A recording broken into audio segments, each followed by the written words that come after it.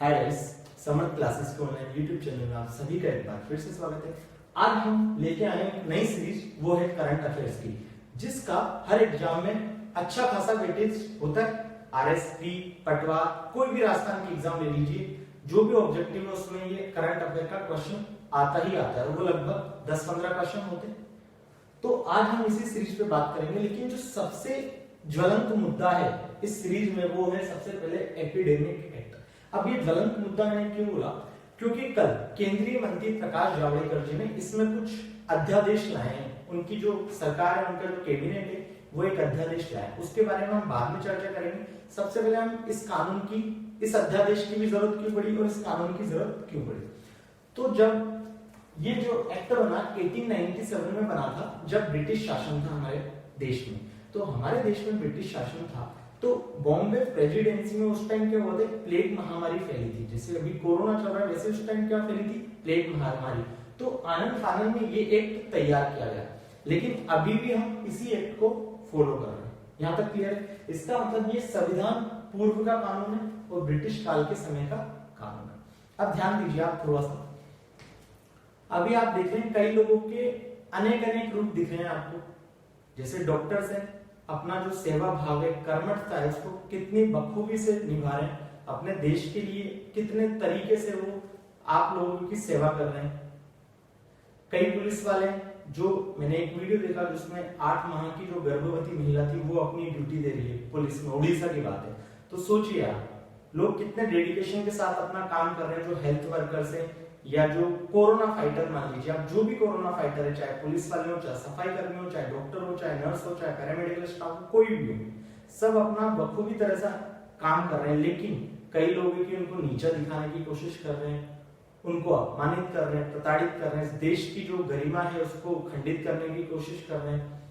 जैसे आपने देखा अभी थोड़े दिन पहले इंदौर में डॉक्टर्स के साथ क्या हुआ, आप सभी को पता है। अभी थोड़े दिन पहले यूपी के मुरादाबाद में क्या हुआ, ये सभी भी आपको पता है।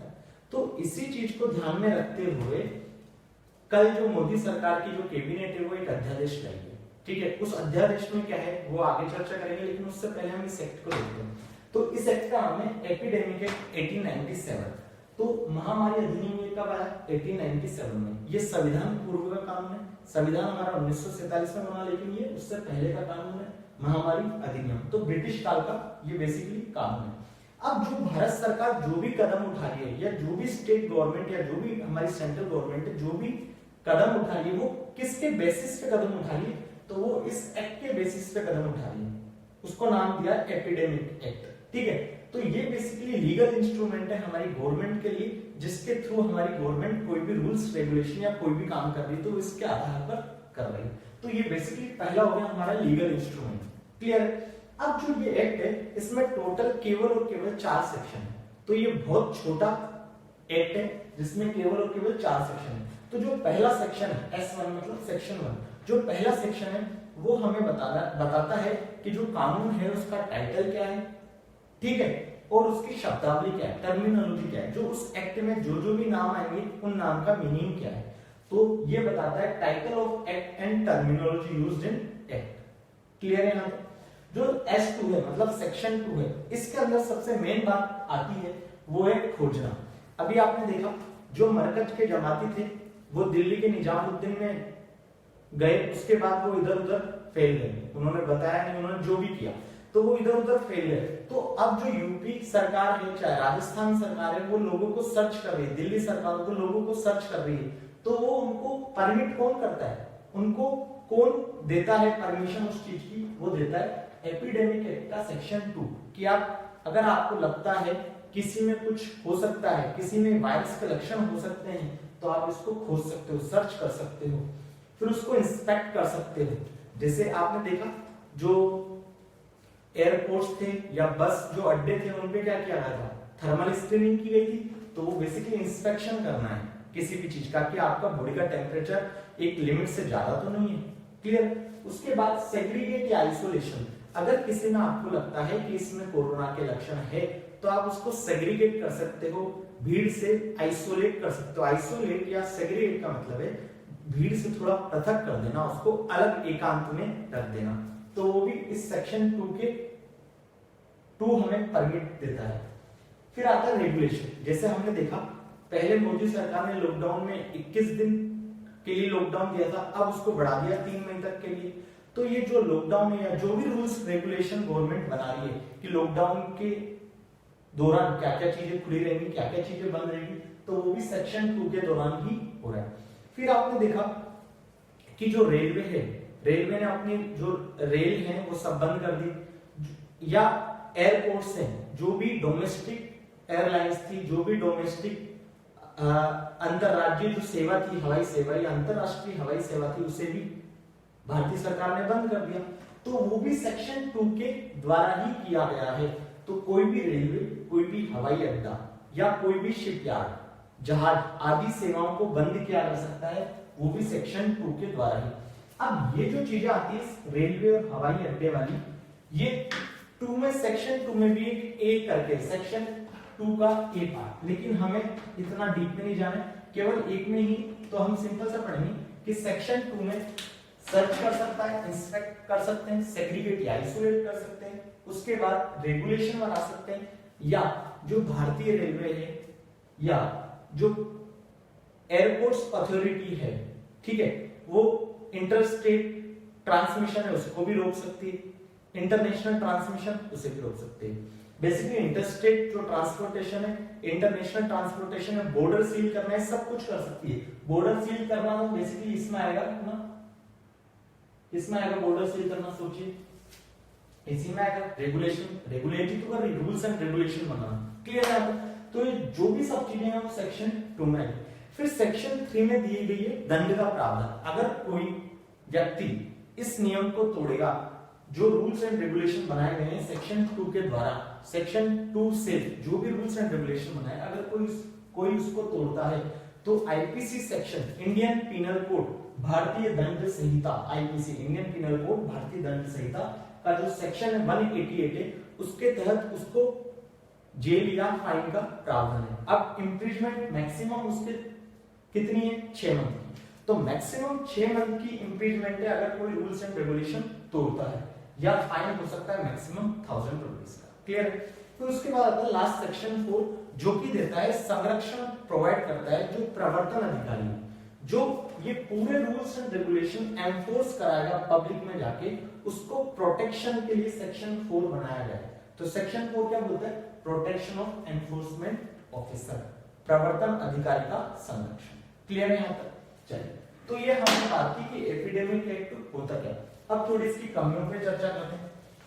अब सबसे बड़ी कमी तो क्या है कि ये कब का कानून है, संविधान पूर्व का कानून, और तब की स्थिति और अब की स्थिति में राजनीतिक अंतर है। अभी हमारी जनसंख्या कितनी है, 130 करोड़ से भी ज्यादा। तो ऐसी सब चीजें हैं, तो इसकी कमियां लिखते हैं हम। तो पहली कमी क्या है बताइए जरा।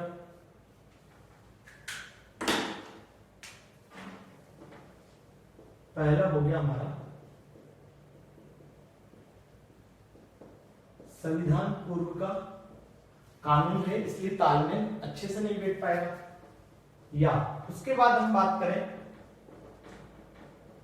कि इसमें कोई भी प्री प्लान्ड फॉर्मेट नहीं है, ठीक है, कि आपको अगर ऐसी कोई महामारी आ जाती है तो इसी तरीके से आपको काम करना है, तो इसका कोई भी प्री प्लान फॉर्मेट नहीं है। पूर्व निर्धारित योजना, फॉर्मेट की हिंदी मेरे ख्याल से योजना नहीं होगी, फिर भी चेक कर लीजिएगा। तो कोई भी पूर्व निर्धारित योजना नहीं है, ठीक है। फिर आती है बात थर्ड की, जो राइट्स ऑफ सिटीजन्स होते हैं, व्यक्तियों के अधिकार,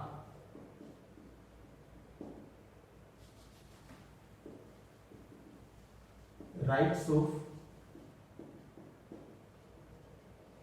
अब इस नियम में क्या किया गया है, जो ये अधिनियम बना, इसमें किसी भी सिटीजन के राइट की बात नहीं कही है कि इस सिटीजन्स का क्या अधिकार होगा इस एक्ट के दौरान। जब ये लागू रहेगा तो उस दौरान उस सिटीजन के, उस व्यक्ति के, उस जो देश का व्यक्ति है उसके क्या क्या अधिकार होंगे, इसकी कोई बात नहीं की गई है। तो राइट्स ऑफ सिटीजन की यहां पर कोई बात नहीं की गई है, यहां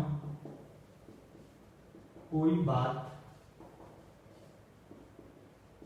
नहीं की गई, क्लियर है यहां तक। उसके बाद जो चौथा है रोल्स एंड रेस्पॉन्सिबिलिटीज।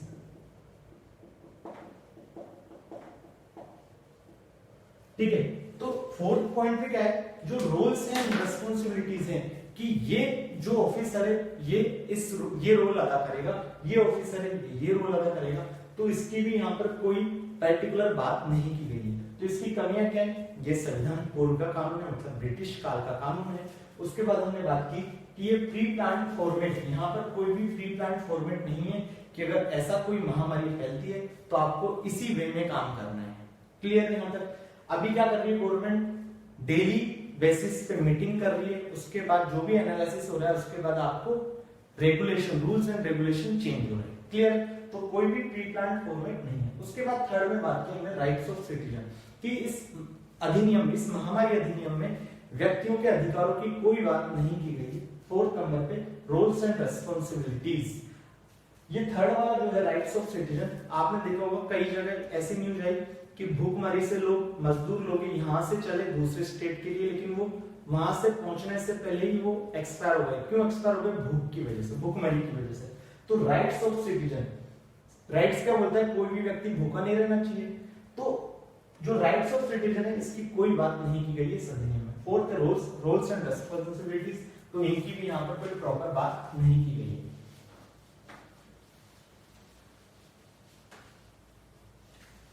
अब आगे बात करें कि आगे क्या क्या हो सकता है, इसमें क्या क्या बदलाव होने चाहिए। ठीक है, क्या क्या बदलाव अपेक्षित हैं,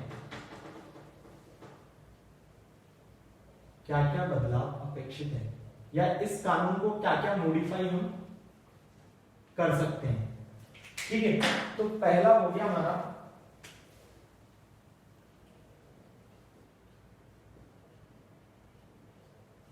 कि एक ब्रॉड एक्ट बनाने की जरूरत है, ब्रॉड लॉ बनाने की जरूरत है, व्यापक कानून बनाने की जरूरत है, जिसमें हर चीज को क्लियरली आइडेंटिफाई किया गया हो कि किसका क्या रोल है, किसकी क्या रिस्पॉन्सिबिलिटी है। ठीक है, क्या क्या सिटीजन के राइट होंगे। तो ये सब चीजें इस कानून में बनी हो तो हमारा जो एनफोर्समेंट करने का तरीका है वो भी ज्यादा बेटर हो पाएगा, और जो पब्लिक है वो भी उसको इजीली समझ पाएगी। क्लियर है। फिर सेकंड की बात करें तो ये हो गया हमारा पब्लिक पब्लिक हेल्थ केडर, कि पब्लिक हेल्थ केडर का गठन होना चाहिए। उसके बाद हम बात करें surveillance system, strong surveillance system लिख लीजिए। जो सर्विलेंस सिस्टम है, अब ध्यान दीजिए, जो मरकज के लोग थे, जो जमाती थे, वो क्यों पकड़ में नहीं आए? क्योंकि जो सर्विलांस सिस्टम है इंडिया का वो इतना स्ट्रॉन्ग नहीं था। तो जो सर्विलांस सिस्टम है वो बेहतर हो, प्रभावी हो, जिससे अगर ऐसी महामारी फैलती है तो हम लोगों को वहीं के वहीं रोक सकें। तो वो सर्विलांस सिस्टम है, जो निगरानी तंत्र है वो बेहतर हो, बेहतर निगरानी तंत्र की जरूरत है इस इंडिया को, इस महामारी से, किसी भी तरह की महामारी से बचे रहने के लिए। और एक पब्लिक हेल्थ केडर होना चाहिए। अब पब्लिक हेल्थ केडर से एक चीज याद आती है, 2017 में एक ड्राफ्ट तैयार किया था। 2017 में मोदी सरकार ने एक ड्राफ्ट आया, 2017 में मोदी सरकार ने, तो ड्राफ्ट था एक draft on public health bill.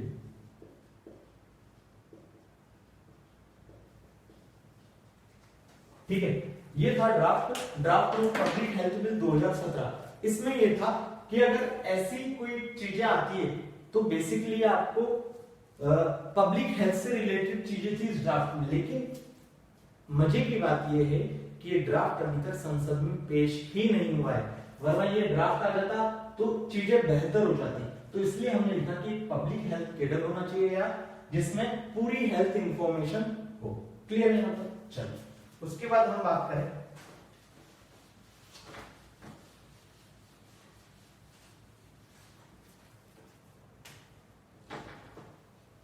फिर आता है कि एपिडेमोलॉजिस्ट, जो भी एपिडेमोलॉजिस्ट होते हैं, जो महामारी से विशेषज्ञ होते हैं, महामारी को जानने वाले विशेषज्ञ होते हैं, उनकी नियुक्ति होनी चाहिए। मतलब उनकी गाइडेंस में रूल्स एंड रेगुलेशन बनाने चाहिए। तो एपिडेमोलॉजिस्ट को एक नियुक्त करना चाहिए, जिनके अंडर में या जिनके गाइडेंस में ही आप कोई भी चीज को रूल्स एंड रेगुलेशन बनाएं, क्योंकि उनको चीजें पता है आपसे बेहतर तरीके से। क्लियर? तो ये हमने देखा एपिडेमिक एक्ट, जो कल से पहले तक था।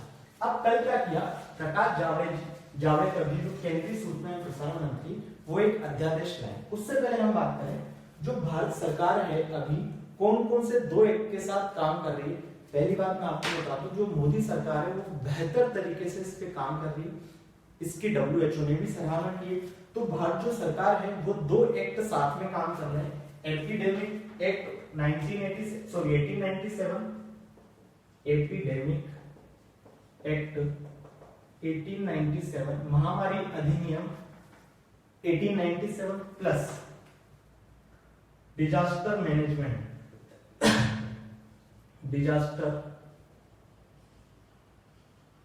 Management act 2005। इन दोनों को बेहतर तरीके से, प्रभावी रूप से भारत सरकार एनफोर्स कर रही, किसके लिए? कोरोना के लिए। तो कोरोना में एपिडेमिक एक्ट भी यूज हो रहा है, डिजास्टर मैनेजमेंट एक्ट भी यूज हो रहा है। आपदा प्रबंधन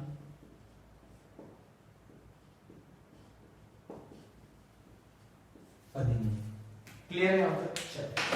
अब हम बात कर रहे थे कि जो जावड़ेकर जी ने या जावड़ेकर जी की जो भी कैबिनेट है, मोदी जी की जो भी कैबिनेट है, उन्होंने जो भी अध्यादेश लाया, ऑर्डिनेंस लाया, उसके बारे में हम थोड़ा जानते हैं। ऑर्डिनेंस, अध्यादेश कब लाया गया? ये कल क्या तारीख थी? तो ये 22 तारीख को लाया गया, 22 अप्रैल को लाया गया। ठीक है, इसकी घोषणा किसने की? केंद्रीय मंत्री, केंद्रीय सूचना एवं प्रसारण मंत्री प्रकाश जावड़ेकर जी। ठीक है, तो सबसे जो मेन बात है इसकी वो ये है कि ये गैर जमानती होगा। मैंने आपको बताया कि अध्यादेश जो होता है आर्टिकल 1 to 3 से लाया जाता है अध्यादेश। ठीक है, इस पे राष्ट्रपति साइन कर देता है, कैबिनेट की मंजूरी होती है, उसके बाद राष्ट्रपति साइन करता है, तो उससे अध्यादेश अस्तित्व में आ जाता है। ये मैक्सिमम 6 महीने तक वैलिड रहता है। जैसे संसद का सत्र चलेगा उसके बाद ये मैक्सिमम 6 वीक तक वैलिड रह सकता है, उसके बाद ये ऑटोमेटिकली नल और वॉइड हो जाता है, मतलब शून्य हो जाता है, उसकी कोई वैल्यू नहीं रहती है। तो अध्यादेश ऑर्डिनेंस आर्टिकल 1 to 3 से लाया जाता है, यहां लिख लीजिए आर्टिकल 1 to 3 से। ठीक है, तो ये जो अध्यादेश लाया इसमें हमने ये कहा है कि जो भी, पहली बात किसके लिए लाया गया, तो जो भी मेडिकल वर्कर्स हैं, हेल्थ वर्कर हैं, जिसमें क्या क्या आ गया? डॉक्टर, पैरामेडिकल स्टाफ, नर्स और इवन आशा वर्कर जो होती है गांव में, उनको भी इसमें शामिल कर लिया गया। तो जो भी हेल्थ वर्कर है उनके लिए लाया गया। अगर उन पे कोई भी भीड़ पथराव कर देती है या किसी भी तरह का हमला कर देती है, तो उन लोगों को गैर जमानत की श्रेणी में जेल में डाला जाएगा, मतलब उनके लिए ये गैर जमानती हो जाएगा। उनको जब पुलिस पकड़ेगी तो उनको जमानत भी नहीं मिल पाएगी। तो पहला तो ये है कि ये गैर जमानती हो गया। क्लियर? उसके बाद जो सजा है, सजा की बात करें तो सजा का जो प्रावधान है वो है 3 months to 5 years और फाइन है इसमें, जुर्माना। ये तो जेल होगी। ठीक है, तो जो इंक्रीजमेंट होगा, कारावास होगा, वो 3 मंथ से 5 इयर्स तक का होगा। पहले क्या था, हमने देखा था 6 मंथ तक का था मैक्सिमम और 1000 रुपए जुर्माना था। लेकिन अब फाइन जो होगा वो होगा 50,000 to 2 लाख। तो 50,000 50,000 से 2 लाख तक का जुर्माना आपको देना होगा। ये सजा किसके लिए? अगर कोई जो उन्होंने अपराध किया है, जो डॉक्टर्स को चोट लगी है, जो भी हेल्थ वर्कर को चोट लगी, वो अगर सामान्य है, सामान्य चोट की स्थिति में, अगर गंभीर चोट है, ये पहला हो गया। दूसरा हो गया, अगर गंभीर चोट लगी तो इसी को बढ़ा के कर दिया, इसी को बढ़ा के क्या किया है, 6 मंथ to 7 years ठीक है। और जो फाइन किया गया है वो किया गया है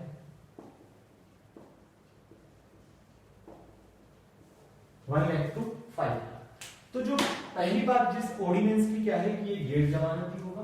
सजा अगर उनका नॉर्मल है, मतलब उन्होंने किसी को पत्थर वत्थर मारा, जो भी किया, उन्होंने अपना नुकसान पहुंचाया, तो यदि हेल्थ वर्कर्स को सामान्य चोट लगती है, सामान्य नुकसान पहुंचता है, तो जिन्होंने नुकसान पहुंचाया उनको 3 मंथ से 5 ईयर तक की जेल हो जाएगी और फाइन होगा 50,000 टू 2 लाख का। अगर हेल्थ वर्कर्स को गंभीर चोट आती तो 6 महीने से 7 साल तक की सजा का प्रावधान किया गया है, जिसमें फाइन है 1 लाख से 5 लाख रुपए तक का। अब इसमें एक और चीज जो इंपॉर्टेंट है वो ये है,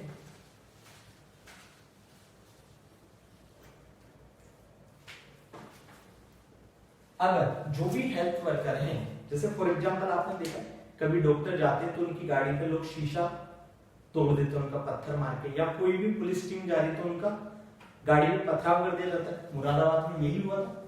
तो अगर ऐसा होता है, कोई व्यक्ति हेल्थ वर्कर की या कोई ग्रुप हेल्थ वर्कर की संपत्ति को नुकसान पहुंचाता है, तो उन ग्रुप से या उन इंडिविजुअल से दुगना जुर्माना वसूला जाएगा।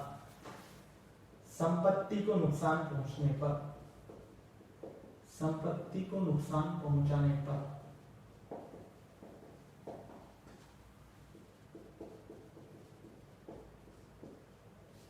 बाजार कीमत का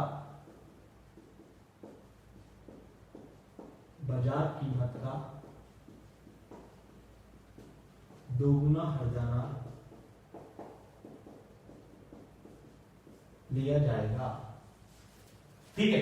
अगर कोई व्यक्ति या कोई ग्रुप पत्थर मार के, शीशे तोड़ के, कुछ भी करके उनकी संपत्ति को या उनके निजी क्लिनिक होते हैं डॉक्टर्स के, उनको भी इवन नुकसान पहुंचा देता है, तो जो उनकी मार्केट वैल्यू उस टाइम की, उसका दुगना हर्जाना उनसे भरा जाएगा। ठीक है। अब जो पहली बात ये हो गई।